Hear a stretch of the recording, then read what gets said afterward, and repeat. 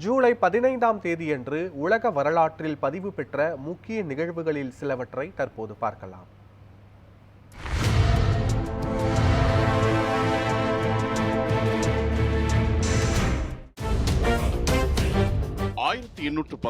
ஜூலை 15 மாவீரன் Napoleon சரணடைந்தார். French பேரரசர் Napoleon போனாபர்ட் தனது இறுதிப் போரான வாட்டர்லூ போரில் தோல்வியடைந்ததை அடுத்து பிரிட்டிஷ் கடற்படையின் HMS பெலரோஃபோன் என்ற கப்பலின் கேப்டன் ஃபிரெடரிக் மெய்ட்லாந்திடம் ரொஷ்ஃபோர்ட் என்ற இடத்தில் ஜூலை 15, 1815 அன்று சரணடைந்தார். வாட்டர்லூ போர் என்பது நெப்போலியனின் இறுதி மற்றும் மிக முக்கியமான போர் ஆகும். இந்த போரில் நெப்போலியனின் படைகள் பிரிட்டன், புருஷியா ஆகிய கூட்டுப்படைகளிடம் தோல்வியடைந்தன. இதனையடுத்து நெப்போலியன் பாரிஸ் திரும்பி தனது பேரரசை இரண்டாவது முறையாக கைவிட்டார். போரில் தோல்வியடைந்த பிறகு அமெரிக்காவுக்கு புலம்பெயர நெப்போலியன் திட்டமிட்டிருந்தார்.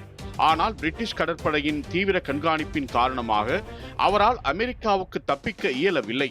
எனவே 1815 ஜூலை 15 அன்று அவர் தன்னை அரசியல் அகதியாக ஏற்கும்படி பிரிட்டிஷ் அரசிடம் கோரிக்கை விடுத்து HMS பெலரோஃபோன் கப்பலில் கேப்டன் மெய்ட்லாந்து முன்னிலையில் சரணடைந்தார். சரணடைந்த நெப்போலியன் மேட்லாந்தின் புனித ஹெலனா தீவில் கண்காணிப்பில் வைக்கப்பட்டார். எஞ்சிய நாட்களை அங்கேயே கழித்த நெப்போலியன் 1921 அதே தீவில் மரணமடைந்தார். 1815 ஜூலை 15ஆம் நாள் உலகையே தன் காலடியில் கொண்டுவர துடித்து வாழ்நாள் முழுவதையும் போர்களில் கழித்த மாவீரன் நெப்போலியனின் ஆதிக்கத்தின் முடிவையும் ஐரோப்பாவில் ஒரு புதிய சகாப்தத்தின் துவக்கத்தையும் வரலாற்றில் பதிவு செய்தது. 2006 ட்விட்டர் சமூக ஊடகத்தளம் உருவானது. ட்விட்டர் என்பது முதலில் 2006 ஜூலை 15ஆம் தேதி அறிமுகமான ஒரு மைக்ரோ பிளாகிங் சமூக ஊடகத்தளமாகும். இதனை ஜாக் டோர்சி, நோ கிளாஸ், பிஸ் ஸ்டோன் மற்றும் எவான் வில்லியம்ஸ் ஆகியோர் உருவாக்கினர். இந்த தளம் 140 எழுத்துக்களுக்கு உட்பட்ட குறுகிய செய்திகளை பகிர்வதற்காக உருவாக்கப்பட்டது. முதலில் இது உள்நாட்டு உத்தியோகஸ்தர்களுக்கான தகவல் பகிரும் சேவையாக இருந்தது. பின்னர் இது உலகளாவிய சமூக ஊடக வலைத்தளமாக விரிவடைந்தது. 2009க்கு பிறகு hashtag, mentions, retweets, trending topics போன்ற அம்சங்கள் ட்விட்டரை பிரபலமாக்கின. இது அரசியல், செய்தி, பொழுதுபோக்கு, விளையாட்டு உள்ளிட்ட பல துறைகளில் உடனடி தகவல் பரிமாற்ற தளமாக மாறியது. பல்வேறு துறைகளின் பிரபலங்கள், அரசியல்வாதிகள் உள்ளிட்டோரது நேரடி தொடர்பு ஊடகமாகவும் உருவெடுத்தது. உலகம் முழுவதும் செய்திகள் பரவும் வேகத்தையும் கருத்து சுதந்திரத்தையும் பிரதிபலிக்கும் ஒரு சக்தி வாய்ந்த ஊடகமாக ட்விட்டர் ஆரம்பத்தில் ஒரு நேரடி தகவல் பரிமாற்ற தளமாக இருந்தாலும் அதன் வளர்ச்சியோடு பல்வேறு சிக்கல்கள் மற்றும் சர்ச்சைகளையும் சந்தித்தது. இதை பொதுவாக சொல் சுதந்திரம், தவறான தகவல்கள், தனி உரிமை, வன்முறை, அரசியல் அடக்குமுறை போன்ற பிரச்சனைகள் சூழ்ந்திருந்தன.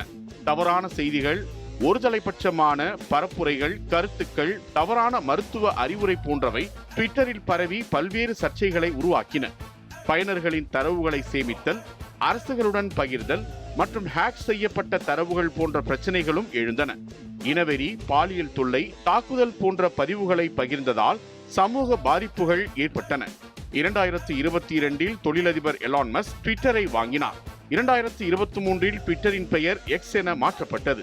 ஆனால் பெரும்பாலானவர்கள் இதை இன்னும் ட்விட்டர் என்றே குறிப்பிடுகின்றனர். 1979 ஜூலை 15 மொரார்ஜி தேசாய் பிரதமர் பதவியை ராஜினாமா செய்தார். இந்த நாளில்தான் ஜனதா கட்சி ஆட்சியின் போது பிரதமராக இருந்த மொரார்ஜி தேசாய் பதவியிலிருந்து ராஜினாமா செய்தார். 1975ஆம் ஆண்டு அவசர நிலைக்கு எதிராக அனைத்து கட்சியினரும் ஒன்று திரண்டனர். அதன் விளைவாக 1977ஆம் ஆண்டு பாரதிய ஜனசங்கம், காங்கிரஸ், பாரதிய லோக்தளம், சோசலிஸ்ட் கட்சி, ஜனதா போன்ற கட்சிகள் ஒன்றிணைந்து ஜனதா கட்சி உருவானது. 1977 தேர்தலில் இந்த கூட்டணி வெற்றி பெற்று இந்தியாவின் முதல் கூட்டணி அரசை அமைத்தது. மொரார்ஜி தேசாய் பிரதமராக தேர்ந்தெடுக்கப்பட்டார். மொரார்ஜி தேசாய் ஜனநாயக நடைமுறைகளை மீட்டெடுக்கும் முயற்சிகளை மேற்கொண்டார். இந்திரா காந்தியின் ஆட்சியில் நடைபெற்ற தவறுகளை விசாரிக்க ஷா கமிஷன் அமைக்கப்பட்டது. அரசியல் கைதிகள் விடுதலை செய்யப்பட்டனர். பத்திரிகை தணிக்கைகள் அகற்றப்பட்டன. மாநிலங்களுக்கு அதிகமான அதிகாரங்கள் வழங்கும் முயற்சிகள் முன்னெடுக்கப்பட்டன. காந்திய கொள்கைகளின் அடிப்படையில் வெளிநாட்டு கொள்கைகள் உருவாக்கப்பட்டன. அரசில் ஒழுங்கு மற்றும் நேர்மைக்கு முக்கியத்துவம் கொடுக்கப்பட்டது. ஊழலுக்கு எதிரான நடவடிக்கைகள் மேற்கொள்ளப்பட்டன. ஆனால் பல கட்சிகளால் உருவான கட்சி என்பதால் தலைவர்களுக்கு இடையே கருத்து வேறுபாடுகள் ஏற்பட்டன. இது கட்சிக்குள் பெரும் பிளவுக்கு காரணமானது. இதையடுத்து சரண் சிங் மற்றும் அவரது ஆதரவாளர்கள் ஆதரவை திரும்ப பெற்றதால் கூட்டணி அரசு நாடாளுமன்றத்தில் பெரும்பான்மை இழந்தது. பெரும்பான்மையை நிரூபிக்க முடியாத நிலை ஏற்பட்டதால் 1979ஆம் ஆண்டு ஜூலை 15ஆம் தேதி அன்று மொரார்ஜி தேசாய் பிரதமர் பதவியிலிருந்து ராஜினாமா செய்தார். அதன் பின் சரண் சிங் இடைக்கால பிரதமர் ஆனார். இருப்பினும் அவராலும் பெரும்பான்மையை நிரூபிக்க இயலாததால் இந்தியாவின் முதல் கூட்டணி அரசு முடிவுக்கு வந்தது. இது இந்திய அரசியலின் முக்கிய திருப்பு முனையாக கருதப்படுகிறது. ஏனெனில் இது கூட்டணி அரசுகளின் சிக்கல்களையும் நிரந்தர தலைவரில்லாத அரசியல் அமைப்பின் ஆபத்துகளையும் வெளிப்படையாக காட்டியது.